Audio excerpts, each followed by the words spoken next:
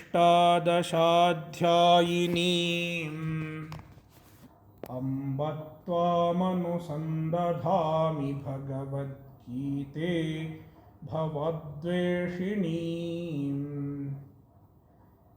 यं ब्रह्मा वरुणेन्द्ररुद्रमरुतः स्तुन्वन्ति दिव्यैस्तवैः वेदैः साङ्गपदक्रमोपनिषदैः गायन्ति यं सामगाः ध्यानावस्थिततद्गतेन मनसा पश्यन्ति यं योगिनः यस्यान्तं न विदुः सुरासुरगणाः देवाय तस्मै नमः। श्रीमद् भगवद्गीता अध्याय 8 श्लोक 8।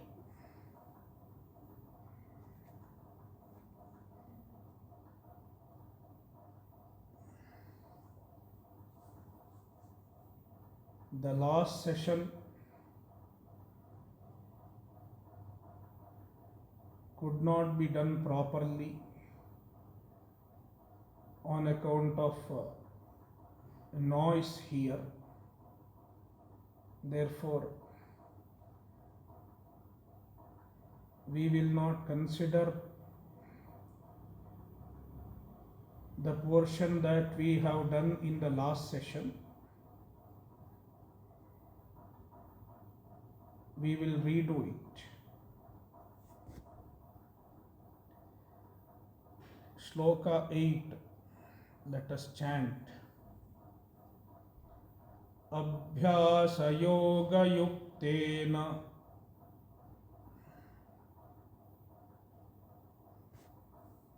chetasananyagamina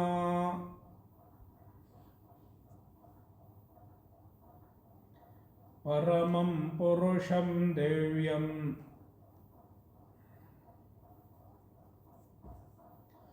yati parthanuchintayan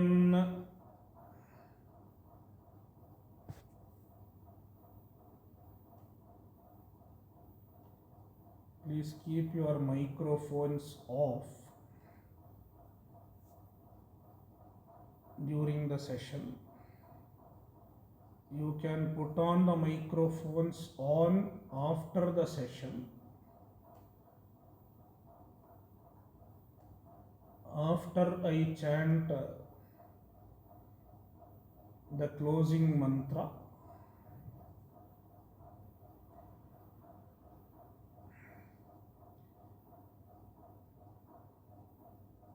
our Shastras reveal the eternity of the self.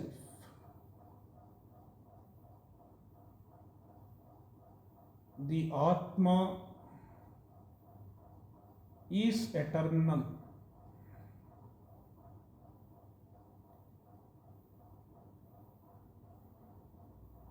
It means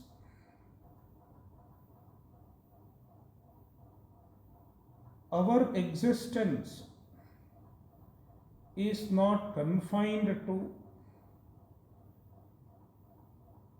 the time span between our birth and death.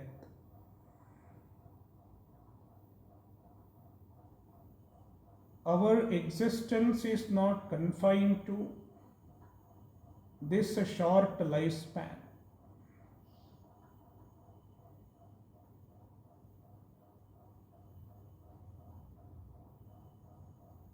That means we existed even before the birth, and we will continue to exist even after the death.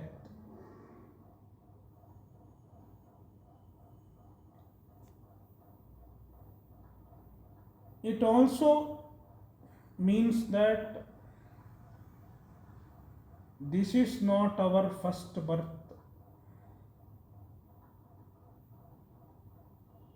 If we existed before this birth,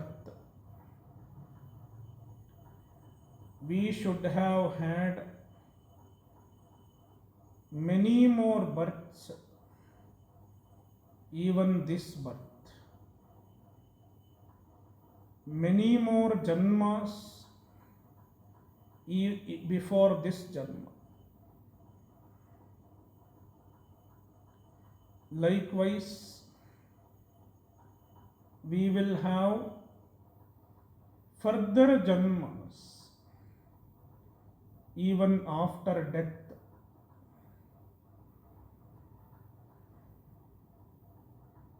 Therefore, in Bhagavadgita chapter 4,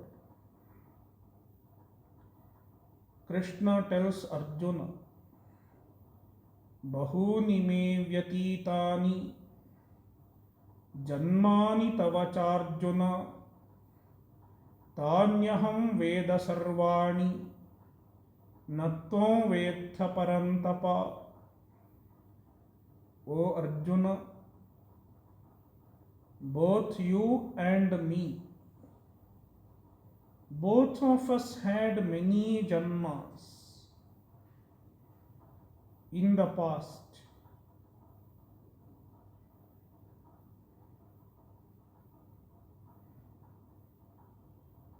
You have forgotten all of them,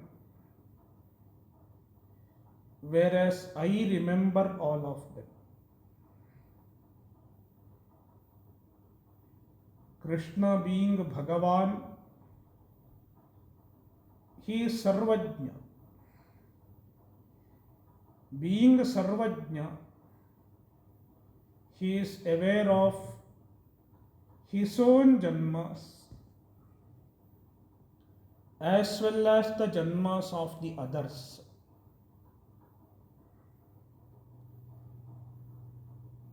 Whereas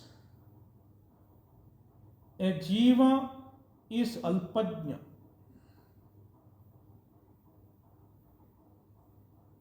The jiva can know only limited things. Jiva can have only limited knowledge. Therefore, we are not aware of even many incidents in this janma itself. So many incidents that happened with us, we have already forgotten in this janma itself. Then how can we remember the previous janma? There is no wonder that we don't remember the previous janma. But it does not mean we did not have a previous janma. The Shastra is very clear about it. Both Shruti and Smriti, they are very clear about the presence of janmas.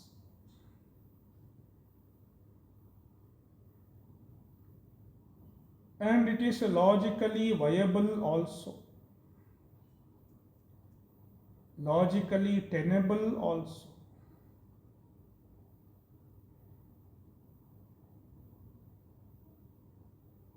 In some other occasion, I have mentioned the logics that support the validity of rebirth.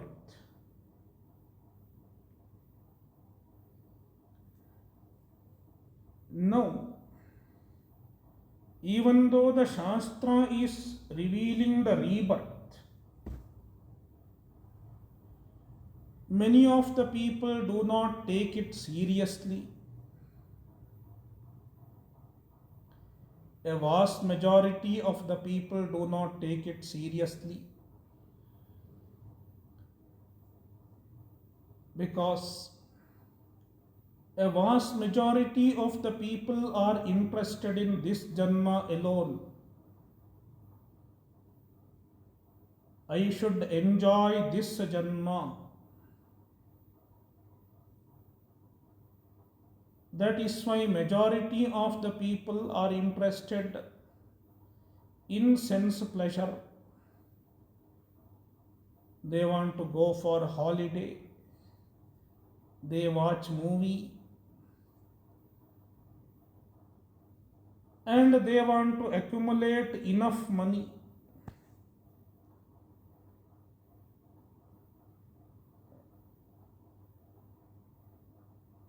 The maximum possible amount of wealth before they die. That is what many of the people seem to do in the world. In other words, they are interested in Artha and Kama. Artha means wealth, and Kama, material enjoyment. But then there are a few people who take it seriously.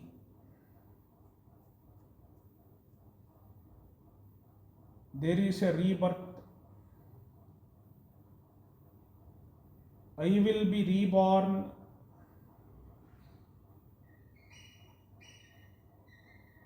And if I am going to have another Janma, may I have a better Janma. They take it seriously. And they work for a better Janma hereafter.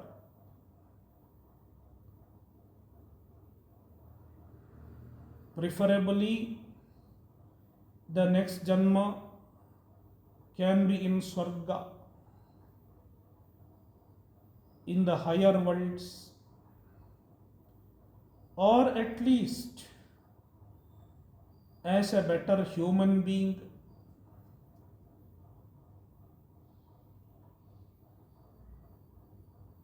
In this world itself. They hope so. And therefore, they try to find a means to do it. How can I get a better Janma hereafter? Then the Shastra gives the means. The Shastra reveals the means. In fact, that is the work of the Shastra. The Shastra gives us means that are not available for our direct perception. We cannot know it through other means of knowledge. Pratyakshenanumityava yastupayo na buddhyate enam vidanti vedena tasmad vedasya vedata. The Vedas reveal certain means, certain sadhanas. The word sadhana means the means, the way, how to accomplish something. The Vedas give us sadhanas that are not available for other pramanas, not available for other means of knowledge. So the Vedas give us the way to go to a better Janma, get a better Janma hereafter. If you want to get a better Janma, do good karma, because there is a very close relation between janma and karma. Our next birth depends on what we do here.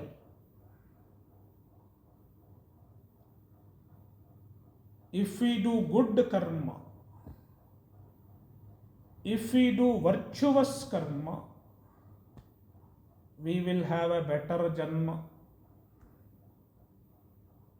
Therefore, the Vedas say, perform yajna, perform dana, perform your duties properly,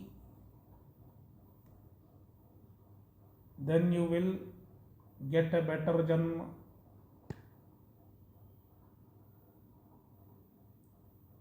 And that is why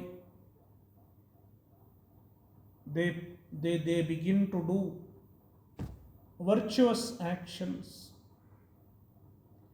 They engage in virtuous actions so that they can get a better janma hereafter.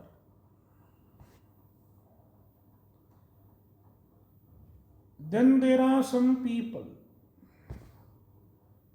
who have understood the problems associated with another lifespan.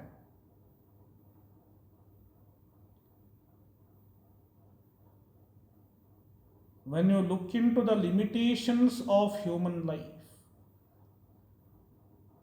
when you look into the problems of life,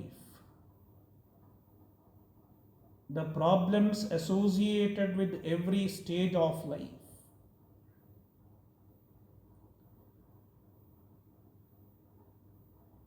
then definitely one will feel that he does not want another janma, he does not want another birth. I want to be free from the cycle of birth and death. This is mumukshutva. The desire for freedom from the cycle of birth and death.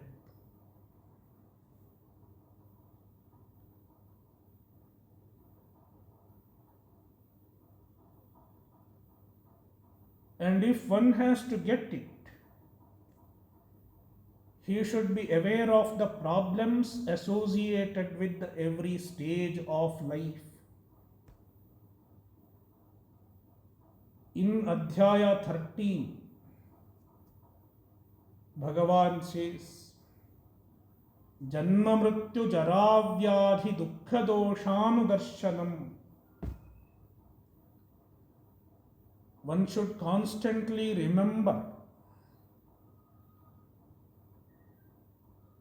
the pain, the sorrow associated with the various phases of life. Janma, birth, mrityu, death. How painful each phase is. Jara, old age, vyadhi, disease, and so on. When we consider it,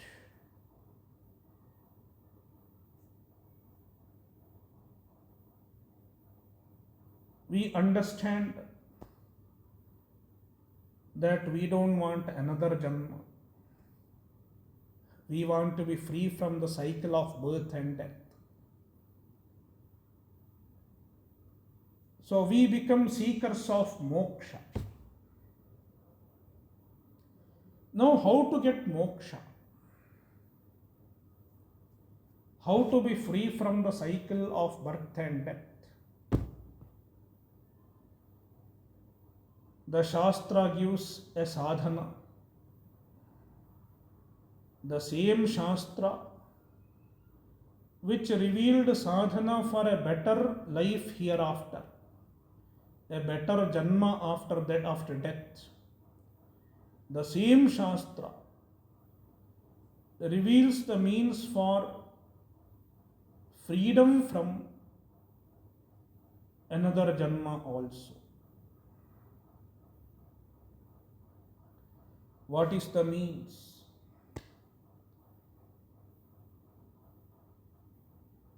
The first means is jnana,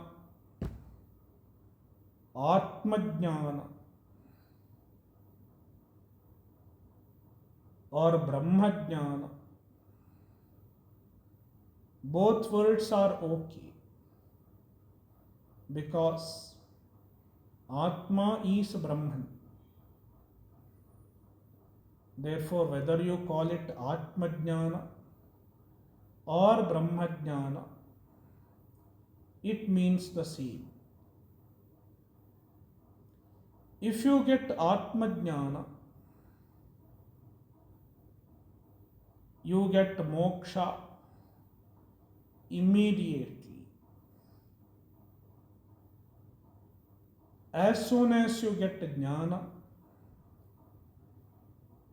your freedom from another birth is assured. A jnani does not have another janma. It is called sadyo mukti.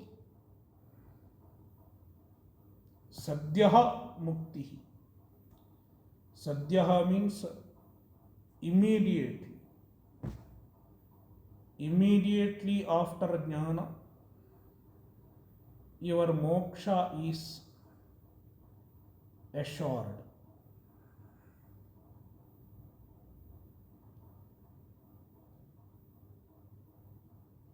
Therefore, jnana is the most preferable means.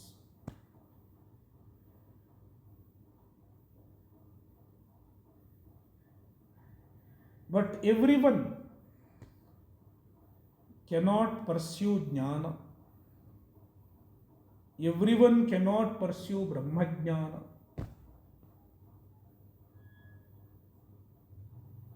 Why is it so? Predominantly because of two reasons. Reason number one, the Brahman is nirguna, free from attributes.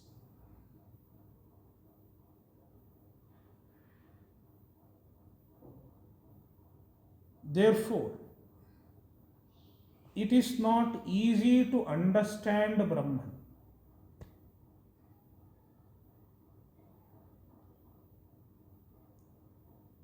Our mind is devised in such a way that it can relate to attributes. Our mind looks for attributes. It can easily relate to the objects with the attributes. When we talk about nirguna, it is ati sukshma, very subtle, very abstract. That is why majority of the people fail to relate to the Brahma jnana.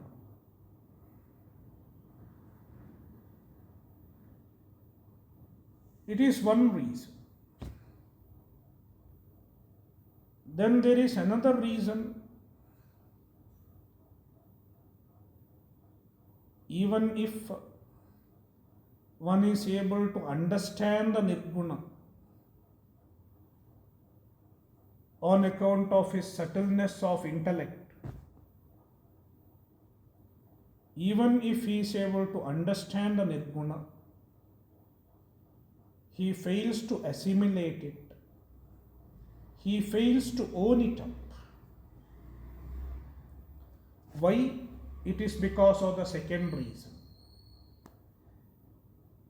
a strong identity with the body, strong dehabhiman.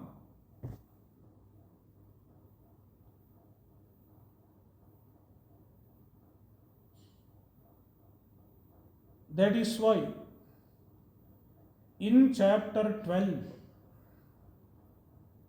Krishna says, क्लेशोऽधिकतरस्तेषाम् अव्यक्तासक्तचेतसाम् अव्यक्ता हि गतिर्दुःखं देहवद्भिरवाप्यते. Dehavadbhihi means people with a strong identification with the body. It is difficult to own up the avyakta, the nirguna, the Brahman. Aham Brahmasmi. It is very difficult to own up. That is why a vast majority of population cannot go for jnana, even though it seems to be intellectually appealing. Since we use lot of logics while teaching Vedanta, and it seems to be intellectually appealing to the majority, at least to the majority of the intelligent people, still it is not possible for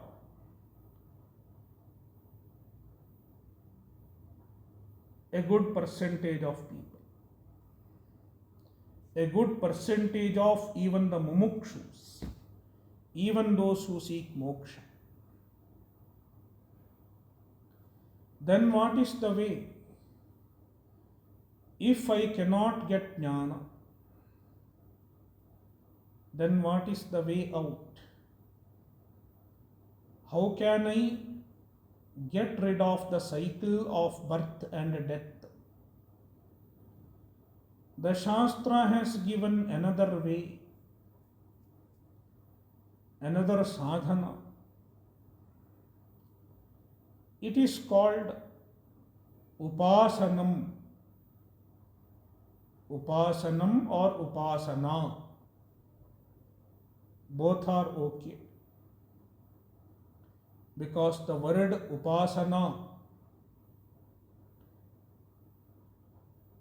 it is there in both neuter and feminine. If it is upasana dirgha, then it is feminine. If it is upasanam, then it is neuter, napumsaka. Both mean the same. The Vedas have revealed many forms of upasanas.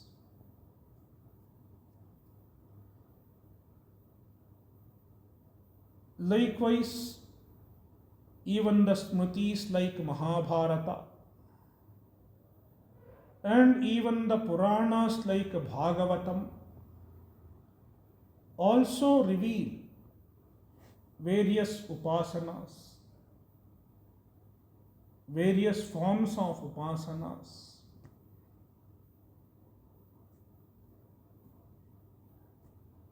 Catering to people with the various interests, various tastes.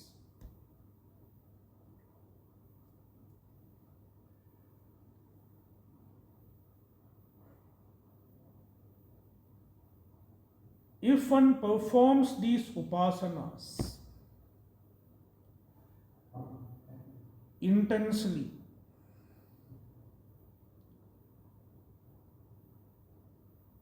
for a good length of time,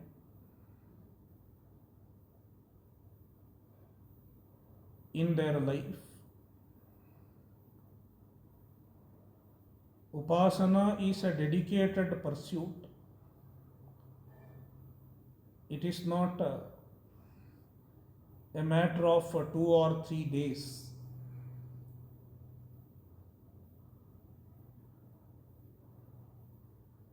Any sadhana requires a dedication. One should devote one's whole and soul.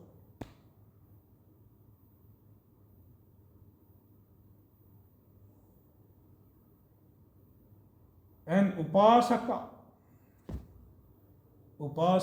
is a person who does upasana. An upasaka should make Ishvara the central theme of his life.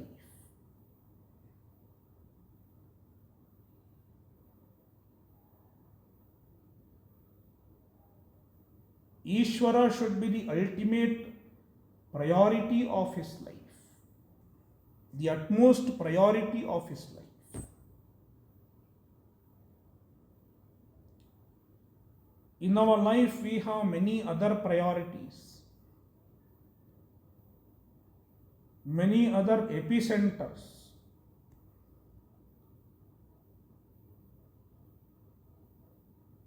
If you ask the people, what is your epicenter of life? They will have one or another object. It may be their relatives, it may be their property, it can be anything.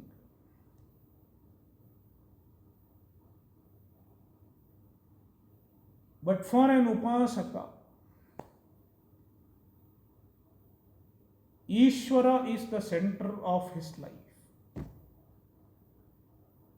His life revolves around Ishvara. Every other priority is at the periphery. It doesn't take the central stage. So a life dedicated to the pursuit of Ishvara.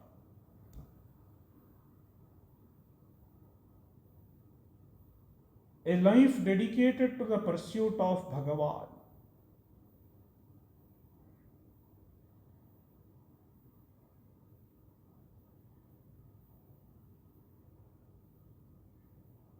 Such an individual devotes a significant part of his time to think of Bhagavan, to relate to Bhagavan. Initially, he may take a physical support in the form of a vigraha, a pratima, an image, like the image of Krishna or the image of Rama or the image of Shiva. He can take help of any image or any symbol, because when you have something physical, it is easy to establish the connection.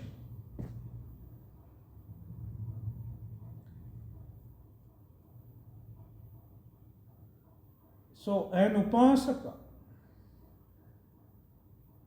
trains his mind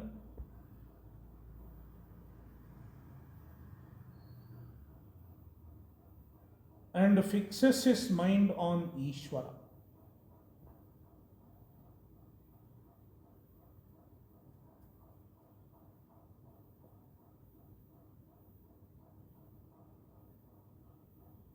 In fact, upasana means training our mind to hold on to Ishvara.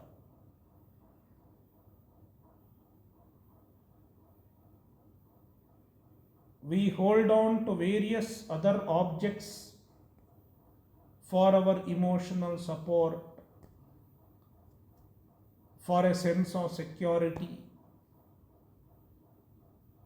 for pleasure. But an upasaka takes recourse to Ishvara and it trains his mind to find pleasure in Ishvara, to find happiness in Ishvara, to find emotional support in Ishvara. That is how Ishvara becomes his terra firma.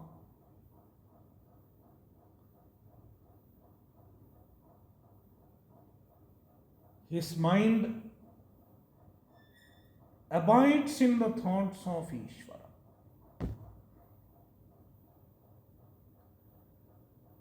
Such a person,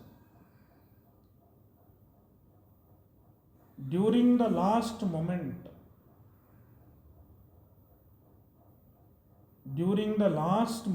of his life,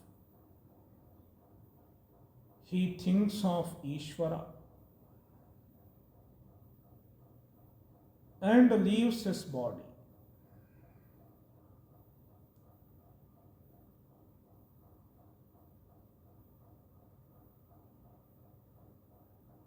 If he leaves his body thinking of Ishvara,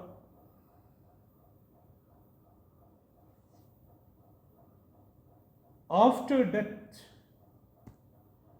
he travels through a special path which is described in the Shastra as a Shuklagati. And through that path, he attains a higher loka known as Brahma Loka.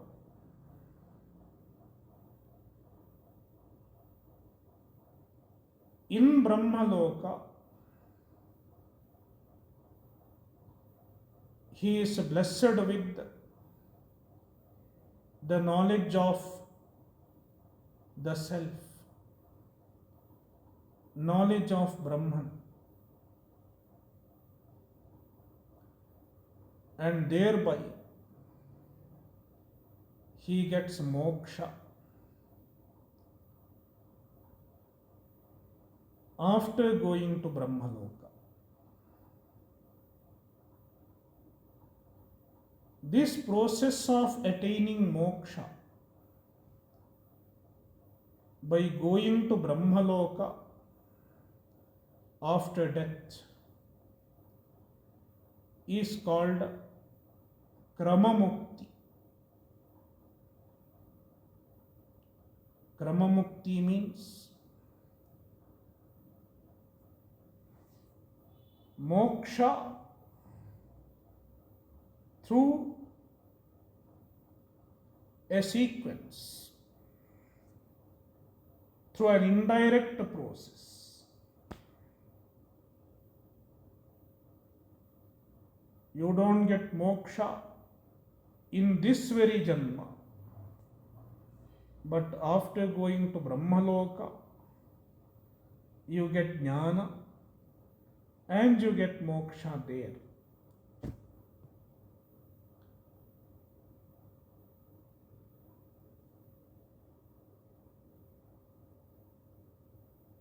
This is the result of upasana.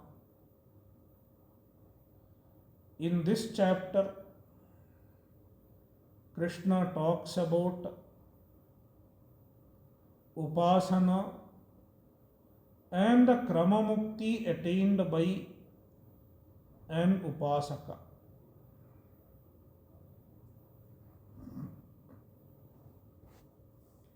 See the verse. He Prtha, O Arjuna, Prtha,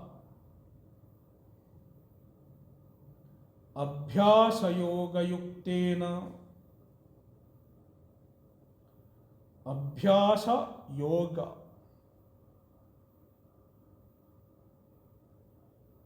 Bhagavan uses this word to refer to upasana, the discipline called upasana.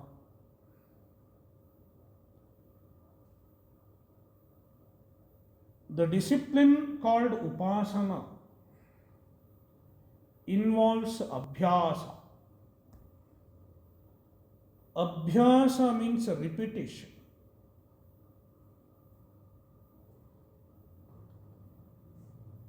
In upasana, repetition is of utmost importance, because any training happens through repetition.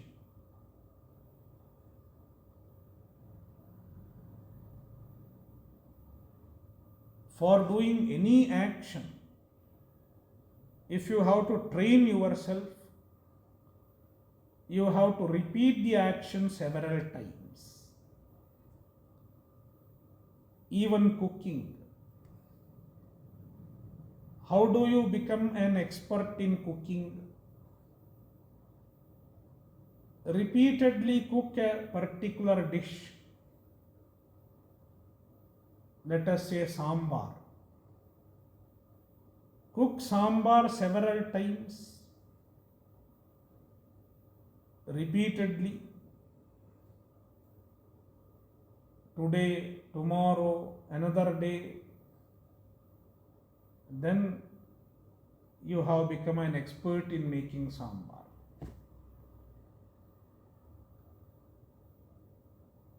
So, to learn anything, we should repeat the action. To train ourselves in doing something, we have to repeat it. Now, this upasaka is interested in training his mind to abide in the thoughts of Ishvara. I should effortlessly think about Ishvara. My mind should effortlessly abide in the thought of Ishvara. This is the goal of an upasaka. That is why you find some prayers of some saints. What do they say? They say, I don't want anything.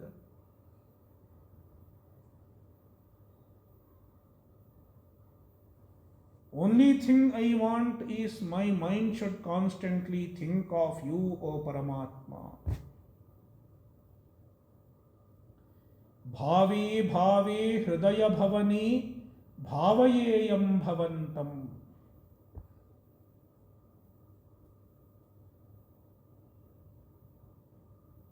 In every thought, bhave bhave, in every thought, may I think of you in my heart. Hridaya bhavani, in the temple, in the shrine of my heart, may I think about you in every thought. This is the prayer of an upasaka. That is why he trains his mind by effort, by repeating the thought with effort. With constant effort, he entertains the thought of Paramatma. And in order to think about Paramatma, he may take help of any form of God.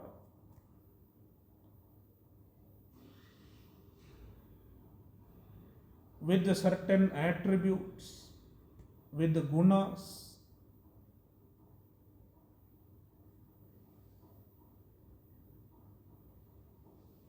So, through the repeated effort, his mind gets focused. It may take several months and several years.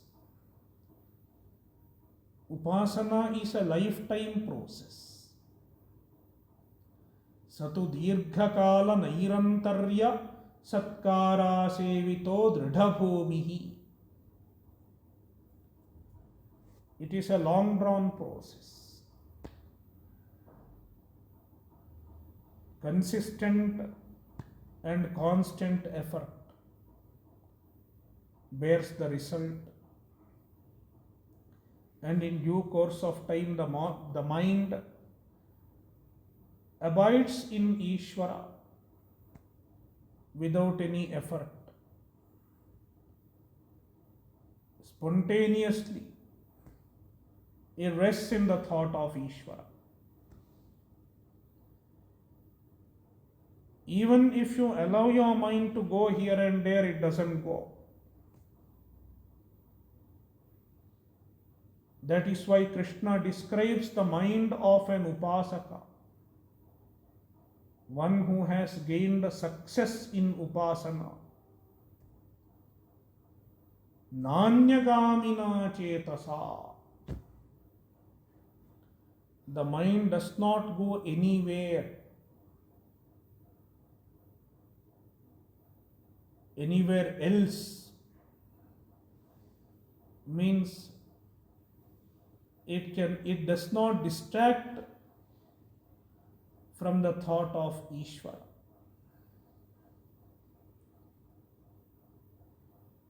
It is as though Ishvara has become the center of gravity of the mind. You might have seen a doll. This doll, you may shake it. You may even try to floor it down. But it will always stay in a particular position. There is such a doll. Despite your disturbing, it will come back to a particular position.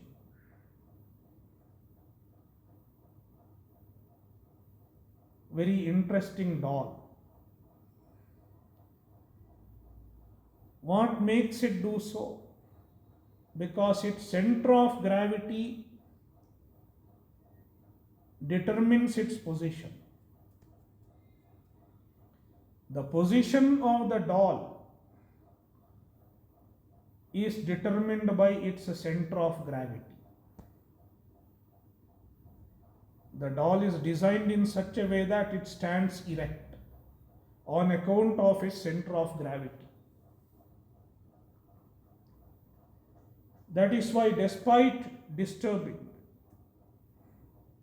it will become straight once again on its own.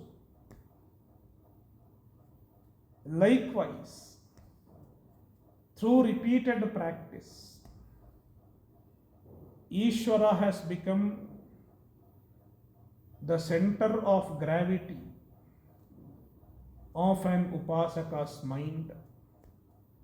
That is why, despite distraction, despite disturbance, his mind does not move away from Ishvara.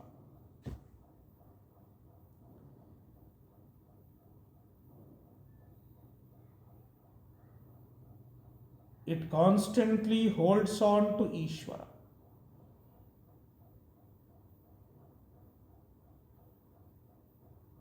That is why Nanyagamina chetasa, with the mind that does not move away from Ishvara.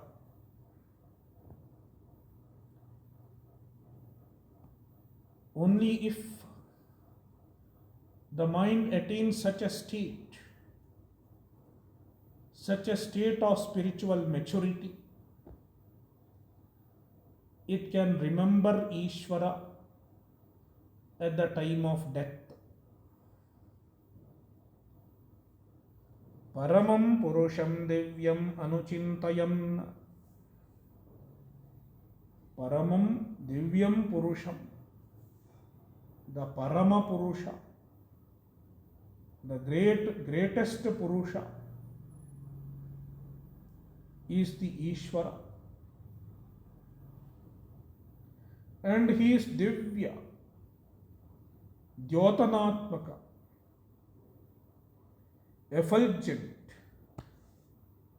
being consciousness. Anuchintayan, thinking about the Paramatma, abiding in the thought of the Paramatma. Yati, he attains the Paramatma after death.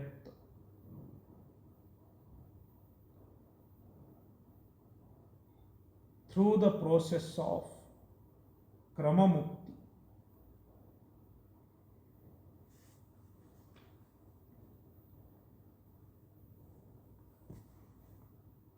Om Purnamadah Purnamidam Purnat Purnamudachyate Purnasya Purnamadaya Purnameva Vashishyate. Om Shanti Shanti Shanti.